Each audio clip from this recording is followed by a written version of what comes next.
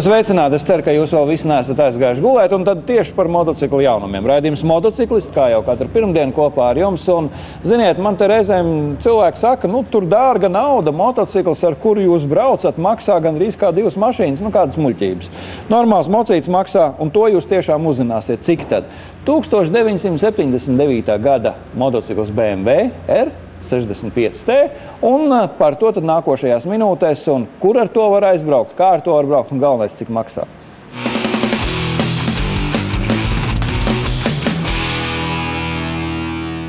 Tā kā naudas bija ļoti maz,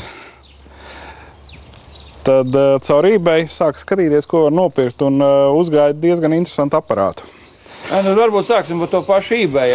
Kā pērk eBay? Tad cilvēki, kuri nezina, vai tas nav bīstami? Principā ir. Šmaucās? Šmaucās, jā, un mums neviens netic.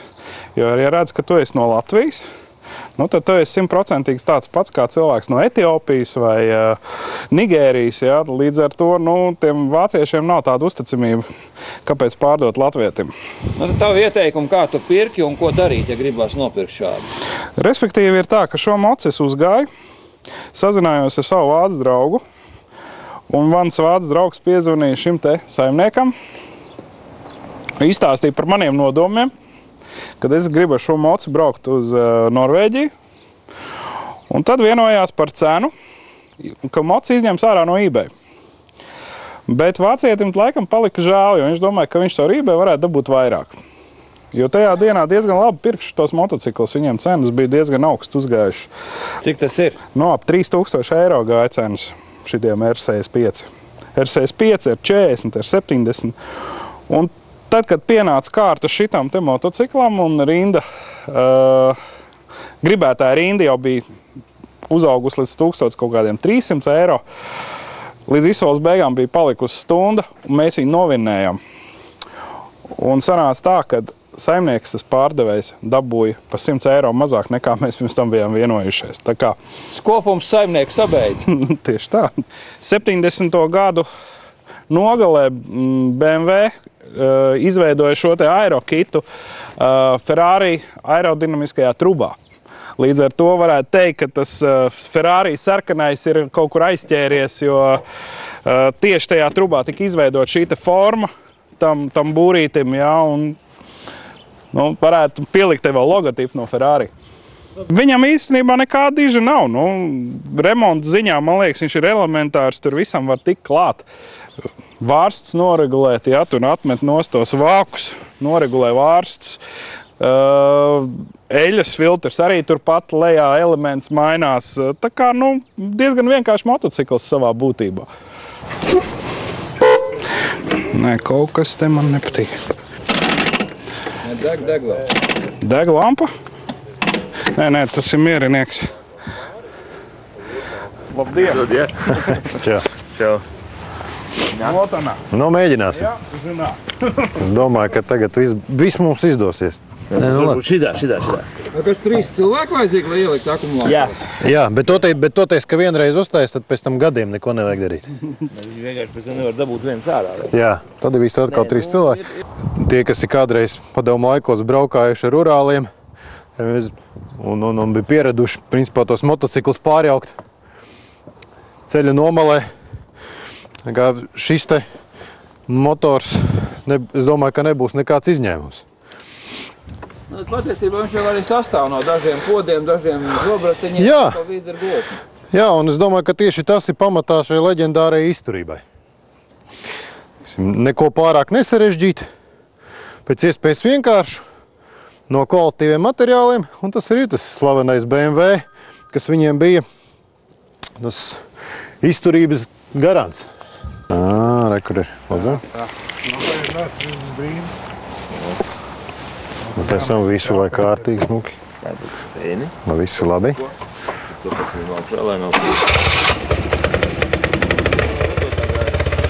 Lodzo. 79. gads. Skaisti. 79. Skaisti, ar pirmo šķīlienu var teikt.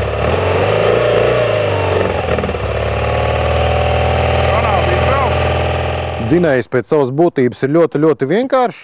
Satur ļoti maz kustīgo detaļu, līdz ar to iespēja, ka tur kaut kas viņā salūzīs, ir ārkārtīgi maz.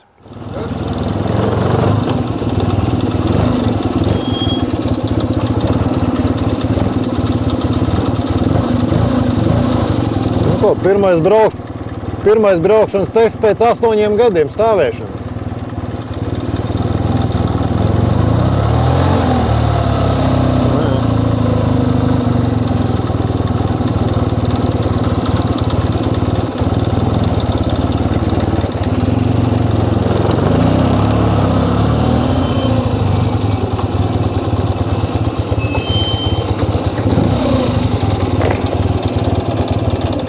Tad stāsti. Nu, ko?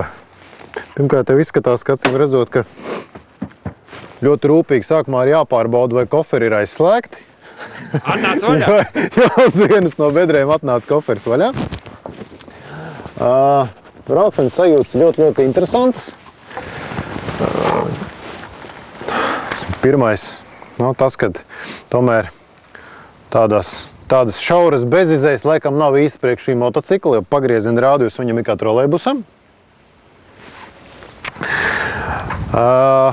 Nedaudz, laikam, jāpieregulē, jāpaskatās ar kārbu, jo pāris reizes bija tā, kad bija grūtības ar ielikšanu pirmajā ātrumā, bet, kas ir interesanti, ielikšana pirmajā ātrumā faktiski notiek bez jebkādas pretestības. Es par to nevaru saprast, ir pirmajā ātrumā ielikts vai nav. Tad ir jāieskatās neitrālas lampiņā, ja viņi ir nodisus, tad ir. Ja nav praktiski nekādas pretestības. Motora dinamika, kā jau droši vien šāda te nepārāk jaudīgam šādu motocikla aparātam. Jāatzīmē, ir diezgan laba vēja aizsardzība. Ferrari būrs strādā. Ferrari būrs strādā, jā. Tā kā tādai nepārāk sportiskai braukšanai, gana stilīgs, bremzes ir labas. Es domāju, ka šāds motocikls, pateicoties Kasparam, nevienu gadu priecēs mūsu pilsētas iedzīvotāju acis.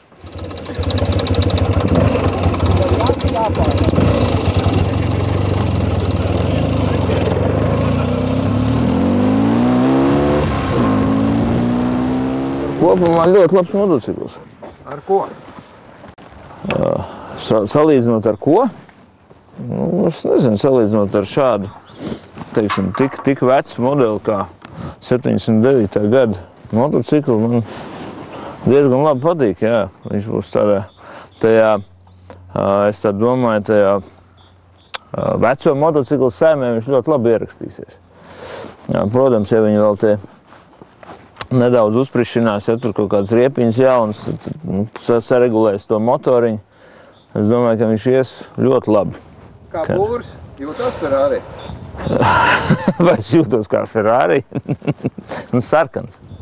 Nē, būrs ir, jā, vēja vispār nejūt. Redz, tagad ārā, diezko silts nav, ne saule spīd, bet silts nav, bet rokas nemaz nesalst, kājas arī ne, ja, jo tas apticētājs tiešām viņš to vēju visu aizdzen projām.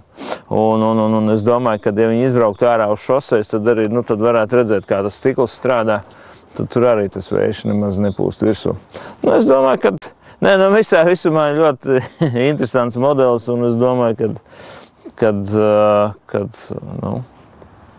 viņš kaut kur, teiksim, tādā, kas mums tagad būs sezonas atklāšana, tad, ja viņš parādīsies, būs interesanti skatīties uz viņu.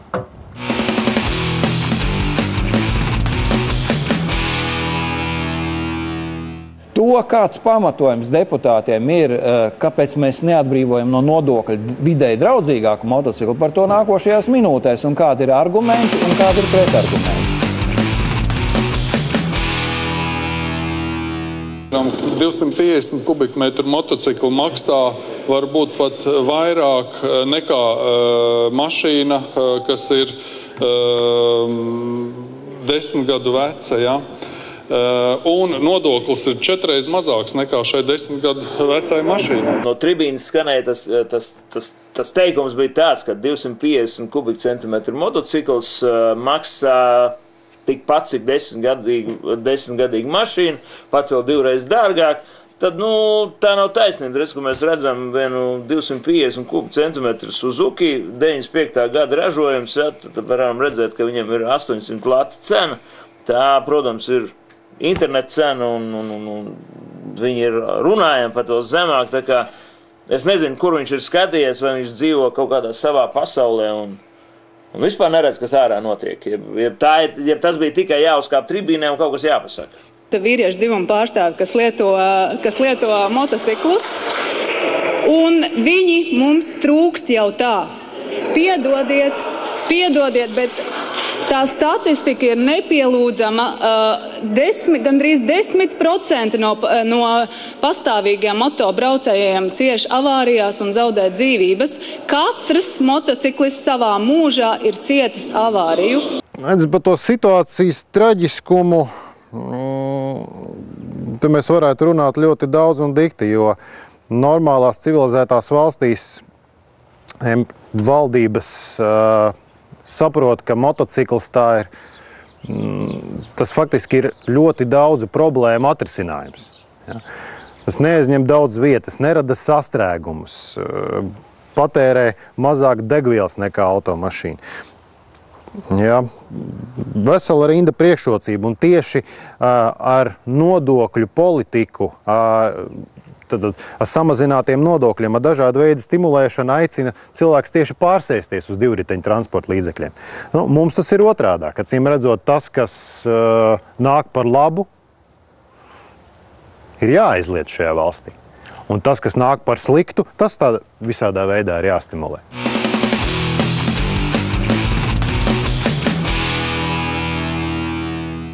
Lūk, mūsu tautas kalpi varētu tomēr vairāk iedziļināties lietas būtībā. Varbūt sievietēm būtu piedodams, par močiem var nezināt, bet, Reira kungs, jums tad tomēr mocīšos vajadzētu orientēties, kā nekā vīrietis esat taču. Labi, lai ar tiem deputātiem, gan jau ar tiem nodokļiem tiksim reiz galā. Turpināsim mūsu stāstu ar ko? Ar kādu diskusiju. Vienā no pirmajiem raidījumiem, šī gada pirmajā raidījumā stāstījām arī par eļas nomaiņām. Un man pēc tam daudz teica, ko no jūs tur lejat čugunu, vai tad tiešām pēc ziemas uzreiz ir jālai tā tīrā eļļa ārā un jāmaina uz pilnīgi jaunu. Patiesībā, kāpēc mēs mainām eļas, kāpēc nedrīkst eļļa ilgi nostāvēties, par to vairāk kārtēs Rallija Parīzes-Dakāra dalībnieks, tehniskais direktors, autokluba speciālists Roberts Elbakjans.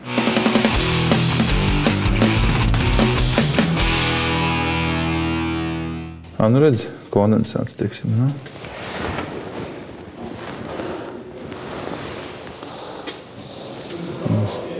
Kas tur ir? Šeit mēs redzam kondensātu, kaut vai tā ir sporta automašīna, kas atbraukusi tikko kā no Itālijas. Vienalga viņa pastāvot, ir dzinējā veidojās no eļas un temperatūras maiņām ūdens, un tas viss, teiksim, ja ilgi stāv, jāstāja mašīna visu ziemu tāda, tad mums ir bijuši pat mašīnas, kur sadals velfas sarūsē. Tā kā, ja cilvēki uzskata, ka viņiem, ja visu ziemu nostāv motocikls vai mašīna un nav nekas jādara un eļļa nav jāmaina, tad rezultāts ir tāds, ka labāk to tomēr izdarīt, ka var sarūsēt tā dzinējs no iekšpuses. Patiesībā eļļa jāmaina tāpēc, ka tajā telpā, kur glabājās, ir krasas temperatūras maiņas, tādās kondensācijas. Tieši varbūt pat eļļai pašai kā tādai tas nav tik slikti. Viņi vienkārši stāv, teiksim, tur 3-4 mēneši, kamēr nebrauc, nekas nemainās. Ja? Bet tieši pašam dzinējam un visām detaļām, kas oksidējās no iekšpuses un temperatūras maiņas, veidojas kondensāts. Tieši tas pats arī izpūtē ir, ka no rīta iedarbina mašīnu un tur veidojas ātri kondensāts. Vienkārši tās process notiek ātrāk un dzinējā tas notiek lēnāk. Bet tā ir eļļas reklāma, ka parasti saka, tad pavasarī nomainiet eļļu. Nē, es domāju, ka reklāma jau nav, jo te jau jebkura eļļa, tas attiecās uz jebkādu eļļu. Tas pat nav atkarīgs. Eļļa labāk vai sliktāk, tas ir kā divas detaļas.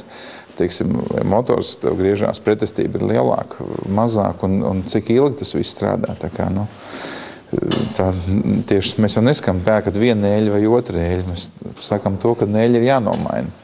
Teiksim, šitā eļļa ir, ar ko Tonijs Gadermeisters nobrauc Itāliju. Tātad nobraucot ar mašīnu 2000 km ar gāzes grīdā, viņi ir šādi. Un tas liecina par ko?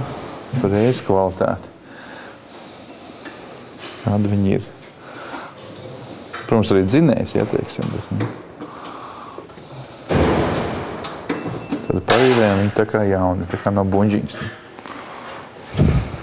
Tad nezinām, mēslu iekšā tu neliek. Nu, šobrīd jau man tā liekas, ka zem lielajiem brandiem arī tirgo visvairāk.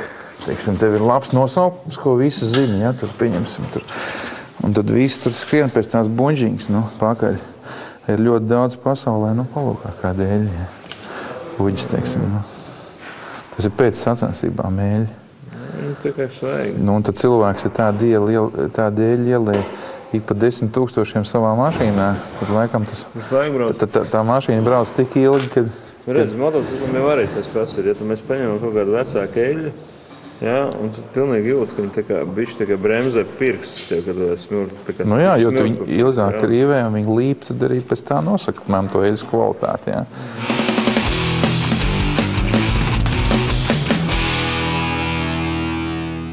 Nu, Roberta teiktajiem varētu arī piekrist, jo gal galā, ja mēs neesam speciālisti, tad Roberts ir sagatavojis tehniku tā, ka 16. vieta Parīzes-Dakāra rallijā komandas vērtējumā, tas tomēr ir sasniegums. Un ja tā tehnika tā brauc, tad viņu vārdos tomēr varētu ieklausīties kā speciālistu vārdos. Bet mēs atkal jums dosim kādu padomu, kādus apavus izvēlēties šajā sezonā un vai visi apavi ir derīgi motobraukšanai.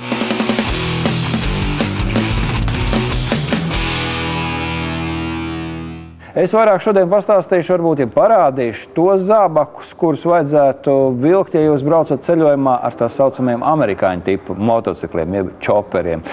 Bieži vien liekas, ka ar šo motociklu mēs varam braukt ar jebkuriem apaviem, un arī grēkojam mēs izvēlamies šādas te kediņas, kas ir ļoti ērtas, braucam ceļojumā, uzvelkam, var aiziet arī tādā garākā pastaigā, bet, ziniet, nav tas īsti piemērotākais. Meitenes vēl mēdz arī reizēm šādās te iešļūcenītēs vasaras laikā karstā braukt ar motociklu, es vienmēr tad noskatos smuks potītis, smuka pēda, bet iedomājamies situāciju, ja tas motocikliņš nedaudz tā kā sakrīt vai sasverās, un vai jums arī tā basā kāja pieskarās pie izpūtēji, un tad gan ir nepatīkama sajūta. Nākošais smuki zābaki arī staigāšanai un pietiekoši stilīgi.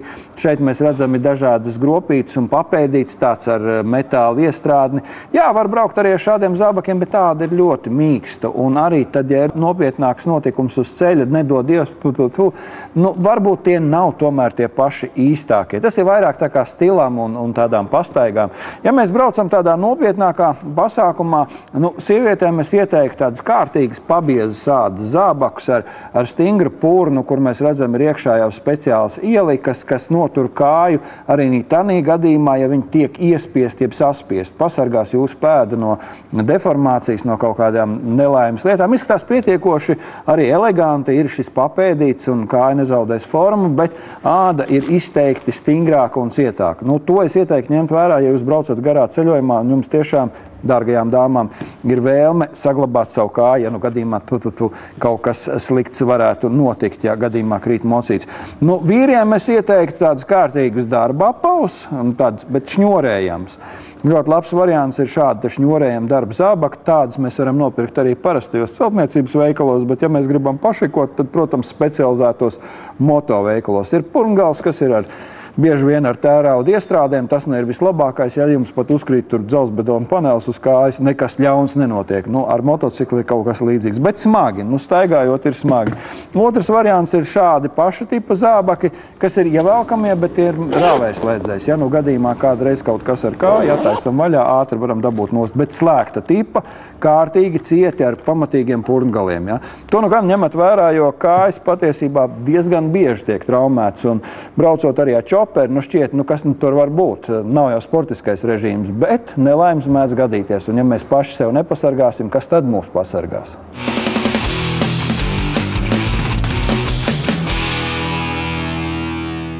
Kādreiz te prasa, vai tad tavam mocim ir arī atpakaļgaita, un tad mēs tā demonstrējam ar kājām, pastumiamies atpakaļ. Ziniet, ir motocikli, kuriem ir atpakaļgaita. Ir gan elektriskā, gan mehāniskā. Un šoreiz par Harley atpakaļgaitu un kāpēc tā ir vajadzīga, tas nākošajās minūtēs.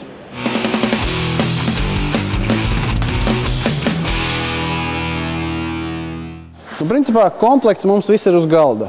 Kā mēs varam redzēt, atpakaļgaitas komplekts, ja, kas te ir ietilpst tajā komplektā, tad pati mehanisms ar visām drošībām, kas sacīt, tas nozīmē to, ka ieliekot atpakaļgaitā šo te rokturu, ja, un slēdzot pirmo ātrumu, motocikls uzreiz automātiski noslāpst. Ja.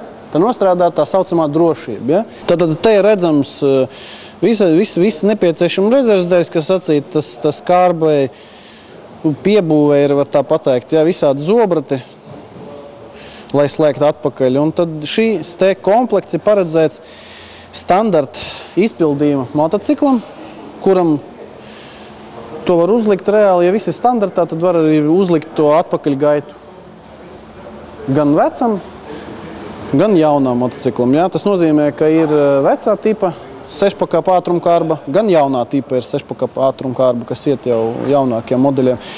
Arī var uzlikt arī 5-pakāp ātrumkārbai. Aizdedz. Aizdedz, slēdzam, da. Mazliet nepareizi. Mēs nekad nesākam gaitā. Pagād. Mēs no rīta iznākdami, piekurbilādami.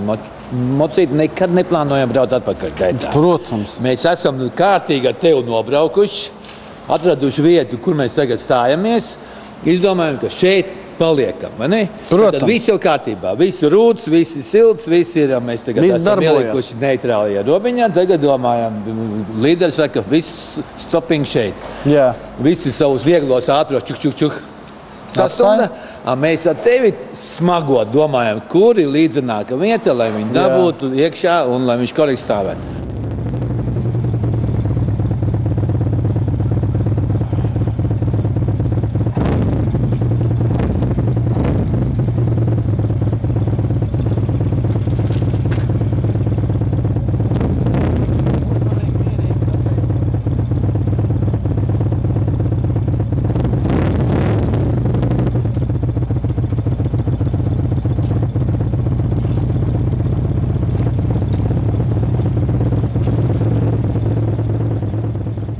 Es varu pateikt, ka jēga ir fantastiska. Jēga. Mēs paši redzējām, šis pasaulums jau nav nekāds dižais. Dabīgi, ka var viņi iestumt atpakaļ, kā mēs esam gadiem. Es par sevi varu teikt, gadiem esmu stūms. Un ir patīkami, ka man tādā brīdī palīdz nevis šis cacariņš, kas mums tagad piedāvās. Man palīdz man klubu biedri, kas pavalk vai bišķi pastumi. Bet šādā izpildījumā šī lieta ļoti, ļoti patīkama. Bet vai motociklam ir vajadzīga atpakaļgaita? Vai visiem motocikliem ir vajadzīga? Es domāju, ka nē, jo ir motocikli, kurus es varu, manuprāt, pacelt un pagriezt, kā man vajag. Šāda tipa motocikli, kas ir pār pa 300 kg, plus es ar savu veiklību vai ar savu mācēšanu vēl 100 kg klāt. Dabīgi, kad šī viņa noparkošana pārsvarā, tas ir noparkot kaut kur tādā vietā, kur mēs stājamies. Ir samērā nērti.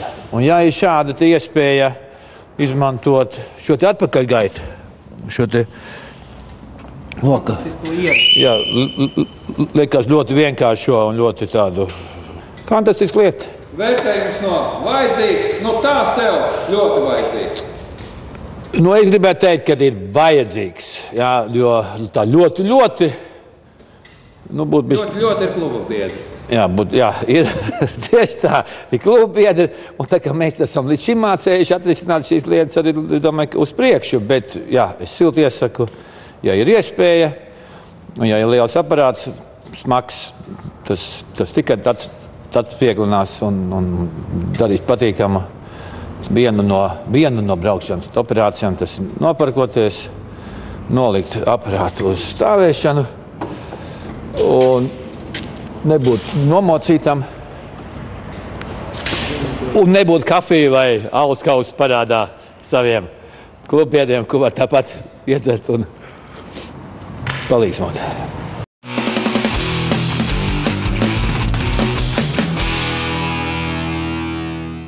Raidījums motociklisti katru pirmdienu, tā pavēlāk, LTV7 kopā ar mums jūs uzzināsiet gan par ceļojumiem, gan par motociklu nozīmi, gan par to, cik patiesībā viss ir vienkārši, skaisti un ekoloģiski labi. Lai jums labi ripo mocīts un atcerieties, kamēr nav kārtīgi uzsils asfalts, neesat pārgalvīgi. Un arī tad, kad asfalts ir karsts, galvai jāpaliek savā vietā. Lai jums veicās!